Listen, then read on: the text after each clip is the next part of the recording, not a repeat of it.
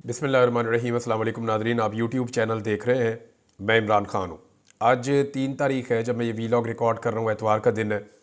और 3 नवंबर 2022 को, आज से 2 साल पहले, इमरान ख़ान साहब को गोलियाँ लगी थी और उनके ऊपर अटैक हुआ था जब वो कंटेनर के ऊपर सवार थे और वो वज़ीराबाद से गुज़र रहे थे। अब आप अंदाज़ा करें कि 2 साल हो गए इस वाक़े को। इस अफसोसनाक वाक़े के बाद पंजाब में अपनी हुकूमत होने के बावजूद इमरान खान साहब, जो कि साबिक़ वज़ीर आज़म पाकिस्तान भी थे, वो अपनी FIR दर्ज नहीं करवा सके थे। और आज के दिन तक इस हवाले से डेवलपमेंट क्या है, अब आप ये देख लीजिए। एक तो 2 साल से इमरान खान पर कातलाना हमले के केस में जियो फेंसिंग नहीं हो सकी, इमरान खान साहब की दरख्वास्त पर मुकदमा तक दर्ज ना हो सका, और मुकदमा मुद्दई जो है वो सब इंस्पेक्टर आमिर शहजाद जो है वो भी पुरस्रार तौर पर मुकदमा दर्ज होने के 6 माह के बाद दिल का दौरा पड़ने से इंतकाल कर गया था। और मुतलका DSP और जॉइंट इन्वेस्टिगेशन टीम के सामने पेश ही नहीं हुआ। उसने किसी को अहमियत ही नहीं दी DSP ने। अब अंदाज़ा करें, आपके पंजाब में हुकूमत भी इमरान खान साहब की थी, वो अपनी FIR नहीं करवा पा रहे थे। लेकिन इसके बावजूद इमरान खान साहब ने इस दिन एक चीज़ साबित की थी। उन्होंने साबित किया था कि इमरान खान गुफ्तार का गाजी नहीं है। नॉर्मली हमारे यहाँ पे गुफ्तार के गाजी होते हैं ना, बड़ी बड़ी बातें करते हैं, बड़ी बड़ी डींगे मारते हैं, लेकिन फिर वो जब प्रैक्टिकली चीज़ें सामने आती हैं तो मुकाबला कर नहीं पाते। बहुत सारे गुफ्तार के गाजी पाकिस्तान में मौजूद हैं। नॉर्मली उनको रंगबाज भी कहते हैं ऐसे लोगों को। लेकिन इमरान खान ने बताया कि वो गुफ्तार का गाजी नहीं है। उसने गोलियां खाने के बावजूद जिस करैक्टर का उसने मुजाहरा किया, जैसे इमरान खान साहब ने बाहर आकर अपने लोगों को हौसला दिया, ज़ख्मी हालत में निकल कर मुक्का लहराया, ये सारी चीज़ें आम आदमी नहीं कर सकता। इमरान खान ने ज़ुबान से नहीं कहा था कि मैं कुर्बानी दूंगा, बल्कि उसने कुर्बानी देकर दिखाई। और आज भी इमरान खान डटा हुआ अपने मौक़िफ़ के ऊपर। तमाम तर ऑफ़र्स के बावजूद और तमाम तर जुल्म और तशद्दुद के बावजूद उसने कहा मैं गिरफ्तार भी हो जाऊंगा, और वो हो गया। उसने कहा मैं आखिरी बंदा होऊंगा, मैं आखिरी सांस तक लड़ूंगा। तो वो आपको लड़ता हुआ नज़र आता है। जब सारे हार मान जाते हैं, टूट जाते हैं, लोग मायूस हो जाते हैं, तो वो अकेला खड़ा रहता है। और ऐसा हमने एक दफ़ा नहीं, कई दफ़ा होते हुए देखा है। बहुत सारे तजर्बे किए इस निज़ाम ने, नए तजर्बे किए, जितने पुराने आजमूदा तरीके थे सारे इमरान खान पे पत्ते आजमा के देख लिए, लेकिन वो आदमी अपनी जगह से नहीं हिला। तो इमरान खान ने एक चीज़ साबित की थी, और आज से 2 साल पहले इसी दिन उस चीज़ के ऊपर मोहर भी लग गई थी कि ये आदमी आउट ऑफ द बॉक्स है, आउट ऑफ द सिस्टम है, आउट ऑफ सिलेबस है। इस आदमी को शिकस्त देने के लिए कुछ अलग करना पड़ेगा, आप दे नहीं पाएंगे। और अब ये समझ आ रही है कि इस सिस्टम में इतनी समझ बूझ ही नहीं है, इतनी कैपेसिटी नहीं है कि ये इमरान खान का मुकाबला कर सके। अभी तक तो मुकम्मल तौर पे ये नाकाम रहे हैं। अब एक और ख़बर नाज़रीन मैं आपको देता हूँ, और ये खबर बार बार क्योंकि छपती है और बार बार ये लफ्ज़ लिखा जाता है, तो मैं चाहता हूँ कि इस पर बात ज़रूर की जाए। जो लंदन का वाक़या है ना, पाकिस्तान का मीडिया जब इसको रिपोर्ट करता है ना, काजी फ़ायद ईसा के ख़िलाफ़ जब एहतजाज हुआ था, उस एहतजाज को जब भी पाकिस्तान का मीडिया रिपोर्ट करता है तो वो लंदन हमला इसको कहते हैं, कि लंदन में काजी फ़ायद ईसा पर हमला। क्या हमला इसे कहते हैं? यही पाकिस्तान की एस्टेब्लिशमेंट, पाकिस्तान का मीडिया, पाकिस्तान की रियासत है। जब अरशद शरीफ के ऊपर हमला हुआ, गोलियां चली, उन्हें शहीद कर दिया गया कीनिया में, तो ये इसको एक्सीडेंट करार देते थे। आपको याद है? ये कहते थे कि ये तो एक शनाख्त ना होने का मामला है और एक गलती हो गई है, एक एक्सीडेंटली अरशद शरीफ को शहीद कर दिया गया है। तो जहां पे कत्ल किया गया हमला करके, घात लगा के, वहां पे ये कहते थे कि एक्सीडेंट। और जहां पे सिर्फ चंद नारे लगाए गए या गाड़ी को थोड़ा सा लेट कर दिया गया निकलने के लिए, तो वहां ये कहते हैं कि हमला हुआ है। क्या बरतानिया इतना फारिग मुल्क है कि वहां पे एक शख्स पे हमला हुआ, गाड़ी के ऊपर अटैक हुआ, और बरतानिया में कोई केस ही नहीं बना? अभी तक बंदे ही गिरफ्तार नहीं हुए, उनके ऊपर कोई कार्रवाई नहीं हुई। तो ये इन्होंने मजाक बनाया हुआ है। हमारा अरशद शरीफ शहीद हो जाए तो वो एक्सीडेंट है, और इनके काजी फ़ायद ईसा के खिलाफ 2 नारे लग जाएं तो वो हमला है। यानी हम तो ऐसा लगता है कि अछूत है, हमारा लगता है इस मुल्क में स्टेक ही नहीं है, और ऐसा लगता है कि इस मुल्क का निज़ाम या रियासत ये मान चुकी है कि बाकी सारे लोग कीड़े मकोड़े हैं, और सिर्फ यहाँ पे जो अशराफिया है उनका राज है इस मुल्क में। जो एक सिस्टम के अंदर रह के सिस्टम के लिए काम करेगा, उसके लिए सब कुछ अवेलेबल है। और जो सिस्टम के बाहर रहकर सिस्टम को चैलेंज करेगा उसके लिए मुल्क को जहन्नुम बना देंगे, चाहे पूरा मुल्क ही जो है वो इस सिलसिले में शामिल हो। यानी इस वक्त पाकिस्तान का वो कौन सा आदमी है जो टारगेट के ऊपर नहीं है? जो आदमी निकलता है, आवाज़ उठाता है, उसको उठाते हैं, जेल में डाल देते हैं। तो मैं एक दफ़ा फिर ये जुमला कहना चाहूँगा और ये बड़ी क्लैरिटी के साथ मैं कह रहा हूँ कि हमारा अरशद शरीफ शहीद हो जाए हमले में तो उसको ये एक एक्सीडेंट करार देते हैं, और इनका काजी फ़ायद ईसा सिर्फ 2 नारे सुन ले, लोग एहतजाज करें तो उसको ये हमला करार देते हैं। लेकिन अंदाज़ा कीजिए कि एक मुल्क कीनिया और एक मुल्क बरतानिया है। बरतानिया में काजी फ़ायद ईसा के ऊपर हमले का कोई सबूत मौजूद नहीं है, ना हमला, वहाँ कोई कार्रवाई हुई कानूनी तौर पे आप इसको कह नहीं सकते। और कीनिया में बिल आखिर वहाँ की अदालत ने साबित किया कि वो एक हमला था, वो एक ज्यादती थी और वो एक हादसा नहीं था। तो बाहर हमें इंसाफ मिल रहा है, लेकिन पाकिस्तान के अंदर अब तक हमें इंसाफ नहीं मिल रहा। कैप्टन सफदर ने नादरीन एक स्टेटमेंट दिया, और जब भी कभी शरीफ खानदान भगौड़ा बनता है या पाकिस्तान से निकलने की कोशिश करता है और ये बाहर के रास्ते ढूंढते हैं, तो उस वक्त कैप्टन सफदर इनकी ऐसी तैसी फेरना शुरू कर देते हैं। कैप्टन सफदर साहब का स्टेटमेंट बड़ा सादा है, लेकिन कहानी पूरी सुना दी उन्होंने कहा जी, नवाज शरीफ साहब को मानसेरा के इलेक्शन में उन्होंने हराया जो नवाज शरीफ को लंदन से पाकिस्तान लेकर आए थे। अब ये वो एस्टेब्लिशमेंट को एक्चुअली कह रहे हैं, इसमें ये भी कह रहे हैं कि आप सलूट मारें एक खास जगह के ऊपर, अवाम में आपकी मकबूलियत है या नहीं है, आपको 47 का फार्म पकड़ा दिया जाता है। अब एक तो देखिए वो सियासतदान है, उसके अंदर एक दुख है कि मानसेरा की सीट वो हार गए। नवाज शरीफ साहब ने बड़ी बेइज्जती की है कि कैप्टन सफदर साहब वो आपकी जिम्मेदारी लगाई थी और मानसेरा से मैं इलेक्शन हार गया हूँ, तो बड़ी टका के उनकी रुसवाई हुई है, तो उसका वो गम नहीं भूल पा रहे और वो ये तस्लीम करने को तैयार नहीं है कि मानसेरा से भी नवाज शरीफ इलेक्शन हार सकता है। लेकिन एक सच बोल गए वो इसके अंदर, उन्होंने ये इल्ज़ाम डाला एस्टेब्लिशमेंट के ऊपर और साथ ये भी कह दिया कि एस्टेब्लिशमेंट ही नवाज शरीफ को बरतानिया से पाकिस्तान लेकर आई थी इलेक्शन लड़ाने के लिए।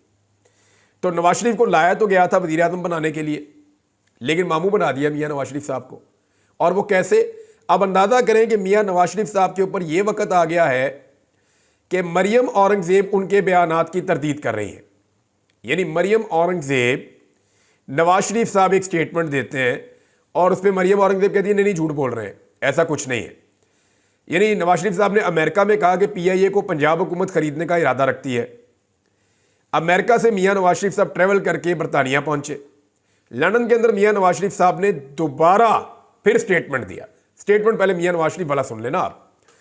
नवाज शरीफ ने कहा कि पंजाब हुकूमत की जानिब से पाकिस्तान इंटरनेशनल एयरलाइन की खरीदारी पर नवाज शरीफ ने संजीदगी का इशारा दे दिया। साबिक वज़ीर आज़म नवाज शरीफ ने लंदन पहुंचने पर मीडिया से गुफ्तगू करते हुए कहा कि उनकी बेटी वज़ीर आला पंजाब मरियम नवाज अच्छा काम कर रही है। PIA के हवाले से उनसे बात की थी, इस हवाले से मजीद काम करने का हमारा इरादा है। इस मंसूबे पर अमल हो जाए तो मुल्क को एक अच्छी एयरलाइन मुयस्सर आ जाएगी। यानी पंजाब हुकूमत जो है वो ये एयरलाइन खरीदना चाहती है। नवाज शरीफ साहब का मौक़िफ़ है जी। अब इसकी तरदीद कौन कर रहा है? मरियम औरंगज़ेब। यानी आप अंदाज़ा करें कि नवाज शरीफ साहब के इतने बुरे दिन आ गए हैं कि नवाज शरीफ साहब एक स्टेटमेंट देंगे और उस स्टेटमेंट की नफ़ी कौन करेगा? मरियम औरंगज़ेब। अब सुने आप मरियम औरंगज़ेब क्या कह रही हैं। ये जियो के ऊपर छपी हुई खबर, वहां से पढ़ के सुनाता हूं। पंजाब हुकूमत PIA नहीं खरीद रही, ये हेडलाइन है जी। और मरियम औरंगज़ेब ने कहा कि हुकूमत पंजाब PIA नहीं खरीद रही, झूठी खबर फैलाई जा रही है। नवाज शरीफ को झूठा कह दिया, तौबा तौबा। मरियम औरंगज़ेब ने कहा कि नवाज शरीफ झूठ बोल रहा है। ये जो नवाज शरीफ कह रहा है कि पंजाब हुकूमत PIA खरीदना चाहती है, ये नवाज शरीफ साहब की झूठ है। लिहाजा पंजाब हुकूमत कोई PIA नहीं खरीदना चाहती। अब मेरी एक और खबर की तस्दीक इन्होंने खुद कर दी है। मैंने आपको कहा था कि ये प्राइवेट लोगों को इन्वॉल्व करके एक नया कारोबार खड़ा करना चाहते हैं, एयरलाइन का धंधा। इसके अंदर भी शरीफ खानदान जो है और इनके लोग आना चाह रहे हैं, इनके फ्रंटमैन के जरिए ये आना चाह रहे हैं। मरियम औरंगज़ेब ने कहा कि जी हम एक प्राइवेट सरमायाकारों के इश्तराक के साथ पंजाब एयरलाइन लाना चाहते हैं और पंजाब एयर के नाम से हम काम करना चाहते हैं और प्राइवेट शराकतदारों को इसमें शामिल करेंगे। आपको बात समझ आ रही है? Public private partnership. PIA तो तबाह हो गई है और IMF की ये शर्त है कि आपने बेचना है PIA को। यानी वो तमाम इदारे आपने बेचने हैं जो आपके खसारे में चल रहे हैं, ये IMF की शर्त है। इसलिए हम अपने इदारे बेच रहे हैं। क्योंकि पाकिस्तान उसको चला नहीं पा रहा। पहली मरतबा इमरान खान साहब के दौर के अंदर फैसल अमीन गंडापुर साहब ने कल इसके ऊपर एक क्लेम भी किया कि पहली मरतबा ऐसा हुआ था इमरान खान साहब के दौर के अंदर कि पीआईए का खसारा कम हुआ था और मुनाफे में इजाफा हुआ था। तो ये तो इमरान खान साहब के दौर में हुआ था, ये तो फैक्ट्स एंड फिगर्स मौजूद हैं। लेकिन एक बड़ी भोंडी हरकत जो है वो उस वक्त के एविएशन मिनिस्टर के खाते पड़ी हुई है कि उन्होंने पीआईए के सारे पायलट ही जाली कर दिए थे बहुत बड़े पैमाने पे, और उसका पीआईए की शोहरत को नुकसान पहुंचा था। ये चीज़ अगर थी भी तो इसको डिफरेंट तरीके से हैंडल किया जा सकता था, लेकिन कुछ लोगों का कहना है कि उस आदमी ने शायद ज़ाती मफाद और पैसा कमाने के लिए ये काम किया था, और वो आदमी फिर इमरान खान को छोड़कर भी चला गया, क्योंकि जो लोग ज़ाती मफाद के लिए सियासत करते हैं वो फिर वक्त आने पर खड़े नहीं हो सकते। लिहाजा वो कहानी वहाँ आप छोड़ दें। लेकिन आईएमएफ कह रहा है कि एक चीज़ आपकी हुकूमत ने नहीं चलानी, खसारे में जा रही है। तो आईएमएफ तो पाकिस्तान के साथ डील कर रहा है और पंजाब पाकिस्तान में आता है, तो कान को यहां से नहीं पकड़ना, यहां से पकड़ लेना है। ये क्या बात हुई? ये जो पीआईए है वो शहबाज शरीफ से नहीं चल रही, मरियम नवाज चलाएगी। अब तो पैसा किसका लगेगा? वो तो हमारा ही लगेगा। ये दो में से एक बात है ना। या तो नवाज शरीफ ये कह रहा है कि मेरा भाई नकम्मा है, नखट्टू है, नालायक है। मैं भी नकम्मा था, नखट्टू था, नालायक था।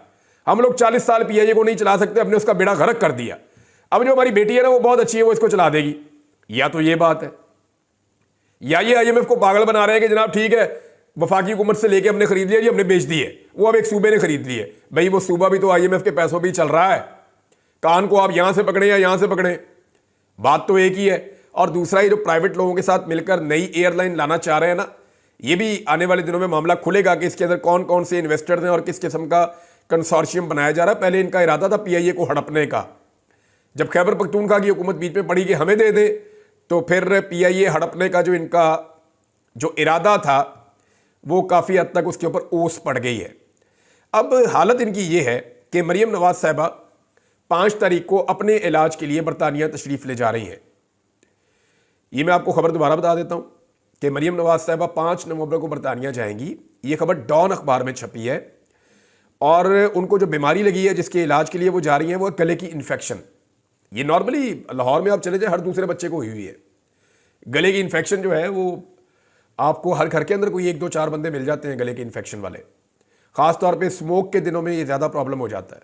लोगों को फ्लू हो जाता है, लोगों को हेडेक होती है, साथ में लोगों को ये गले की इन्फेक्शन हो जाती है। तो गले की बीमारियाँ ईएनटी स्पेशलिस्ट जगह जगह गलियों में, मोहल्लों में, क्लिनिक्स के ऊपर, अस्पतालों के अंदर बैठे हुए धड़ाधड़ लोगों को दवाइयाँ दे रहे हैं। तो इस सीज़न में ये होता है। तो मरियम नवाज साहिबा जनाब अखबारी रिपोर्ट के मुताबिक अपने गले की इन्फेक्शन का इलाज करवाने के लिए बरतानिया जा रही हैं। अब ये वो ख़ानदान है जिसकी 40 साल हो गए हैं, वो इस सूबे के ऊपर हुकूमत कर रहा है, इस मुल्क पे हुकूमत कर रहा है। तीसरी नस्ल की इनकी सियासत चल रही है। सूबा ज़्यादातर इन्हीं के कंट्रोल में रहा है। एक ही ख़ानदान का ये चौथा वज़ीर आला है, यानी वज़ारत उज़्मा इनके पास 5 दफ़ा रही है। वज़ारत उज़्मा, हाँ, इनके पास वज़ारत उज़्मा 5 दफ़ा रही है और वज़ारत आला इनके पास 6 दफ़ा रही है इस सूबे की। मगर गले के इन्फेक्शन का इलाज इन्होंने बरतानिया से करवाना है। यास्मीन राशिद साहिबा कैंसर की पेशेंट हैं, जेल में बंद हैं, इनके वालिद को बदतरीन शिकस्त दी हुई है। वो पाकिस्तान के इलाज के अंदर, अस्पताल के अंदर इलाज नहीं करवा रही, वो जेल के अंदर अपना इलाज जारी रखे हुए। बहुत इमरजेंसी होती है तो बाहर आके अस्पताल में पहुंचती हैं। इमरान खान को गोलियां लगी, बदतरीन हादसा हुआ था उनके साथ 2013 में जब वो क्रेन से गिर गए थे नीचे, लिफ्टर से, बदतरीन हादसा हुआ था। उस वक्त वो पाकिस्तान से बाहर इलाज करवाने नहीं गए। इमरान खान साहब को गोलियां लगी, सबने कहा वो इलाज करवाने के लिए पाकिस्तान से बाहर नहीं गया।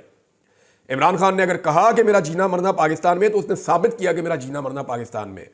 और ये लोग अपने इलाज के लिए इन 40 सालों में एक अस्पताल, एक डॉक्टर पैदा नहीं कर सके जो इस खानदान का इलाज करे। एक अजीबोगरीब खानदान है, इनको कब्ज भी हो जाती है, जाके बाहर से इलाज करवा लेते हैं। गले की इन्फेक्शन है जी, बाहर से इलाज करवाने के लिए जाना है, और नारे लगाते हैं कि पंजाब में हम सेहत का इनकलाब लेकर आ गए हैं। पंजाब में ऐसी सेहत हो गई है कि पूरे पाकिस्तान से लोग पंजाब में इलाज करवाने जा रहे हैं। ये सब इनके बहाने हैं। एक्चुअली ये इनका मुल्क ही नहीं है, ये यहां पे सिर्फ इक्तदार के लिए आते हैं। थोड़े दिन पहले मरियम नवाज कह रही थी ना कि हमने यहीं पे रहना है, हमारे बच्चों ने यहीं पे रहना है, फौजियों ने यहीं पे रहना है, फौजियों के बच्चों ने यहीं पे रहना है, जजों ने यहीं पे रहना है, उनके बच्चों ने यहीं पे रहना है। इस तरह की कहानी दी हुई थी थोड़े दिन पहले पब्लिक को। तो उसके अंदर अपना भी बताएं ना कि हमने यहां नहीं रहना, ना हमारे बच्चों ने यहां रहना है, ना हमने यहां कारोबार करना है, ना हमने यहाँ असासे बनाने हैं, ना हमने यहाँ इलाज करवाना है, ना हमने यहाँ शादियां ब्याह करने हैं, ना हमने यहाँ पे इंजॉयमेंट करनी है। हमारा ना ये मुल्क है, ना हमने यहाँ पे रहना, हमने सिर्फ यहाँ पे इक्तदार करना है। यहाँ से हमने लुट्टमार करनी है, यहाँ हमने बदमाशी करनी है, यहाँ हमने रूल करना है। तो ये इस मुल्क में तो इसलिए आते हैं, ऐसा लगता है। और अब एक छोटे से इन्फेक्शन के इलाज के लिए मोहतरमा तशरीफ़ लेकर जा रही हैं बरतानिया।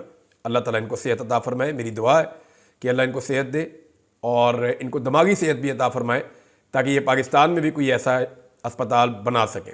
बहरहाल शेख वकास अकरम साहब का एक स्टेटमेंट आया इंतज़ार पंजूथा साहब के हवाले से। इंतज़ार पंजूथा साहब अपनी फैमिली के पास पहुँच गए हैं। और पाकिस्तान एक अजीब मुल्क है जहाँ पे बाजियाब होने वाले को मुबारकबाद दी जाती है, यानी यहाँ पे अगवा करने वाले को पकड़ा नहीं जाता, अगवा करने वाले के खिलाफ कार्रवाई नहीं होती, जो जालिम है उसके खिलाफ किसी किस्म का आवाज़ नहीं उठाई जाती। लेकिन जो बेचारा बाजियाब हो जाता है, जिसके ऊपर जुल्म हुआ होता है, तो उस मजलूम को मुबारकबाद दी जाती है कि तुम्हें मुबारक हो, तुम्हारे ऊपर जुल्म वक्ती तौर पर रुक गया है और अब यह जुल्म किसी और के ऊपर होगा। यानी ये क्या मुबारकबाद देने वाली बात ही नहीं, ये तो अफसोस करने वाली बात है। शेख वकास अकरम साहब कह रहे हैं कि इंतज़ार भाई से 3 बजे मुलाकात हुई, हफ्तों बाद उन्हें देखकर दिली खुशी हुई।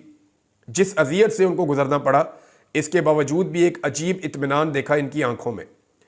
जिन पुलिस वालों ने एक ट्रॉमाटाइज शख्स की वीडियो अपने दफ्तर में बना के वायरल की, वो जूतों से मुरम्मत के काबिल हैं और आईजी ने उनके लिए कैश इनाम का ऐलान किया है। कुर्बानियों की लाजवाल दास्तानें लिखी जा रही हैं, ये शेख वकास अकरम साहब ने कहा। वैसे इंतज़ार पंजूथा वाला मामला जो है, इस पर पाकिस्तान तहरीक इंसाफ को मैं फिर कहूँगा आवाज़ उठानी चाहिए और सारे पार्लियामेंटेरियंस को इकट्ठे होकर सुप्रीम कोर्ट ऑफ पाकिस्तान जाना चाहिए। सेनेटर्स को और एमएनएस को जाके सुप्रीम कोर्ट ऑफ पाकिस्तान के चीफ जस्टिस याह्या अफरीदी साहब की अदालत में बैठना चाहिए और उनसे दरख्वास्त करनी चाहिए कि जनाब आपका एक वकील अगवा हुआ था, उसे अपनी अदालत में बुलाएं और बुलाकर पूछें और इंसाफ दें और अगवाकारी का ये सिलसिला पाकिस्तान में बंद करें। या तो इस मुल्क के अंदर सरमायाकारी होगी या फिर इस मुल्क के अंदर अगवाकारी होगी। आखिरी खबर नाज़रीन वही है कि पाकिस्तान तहरीक इंसाफ अपनी तैयारियां कर रही है एहतजाज के हवाले से और धड़ाधड़ उनकी कंपेन चल रही है। गली मोहल्ले के लेवल पे, यूनियन काउंसिल के लेवल पे, हर जगह पे वो लोगों को मोटिवेट कर रहे हैं। तो क्या पाकिस्तान तहरीक इंसाफ जो थोड़ी सी मायूसी उनके अंदर पैदा हुई थी, उसको झटक के दोबारा पूरी ताकत से बाहर निकल आएगी? अगली वीलॉग में इस पर हम बात करते हैं। अब तक के लिए इतने, अपना ख्याल रखिएगा, अपने इस चैनल का भी। अल्लाह हाफ़िज़।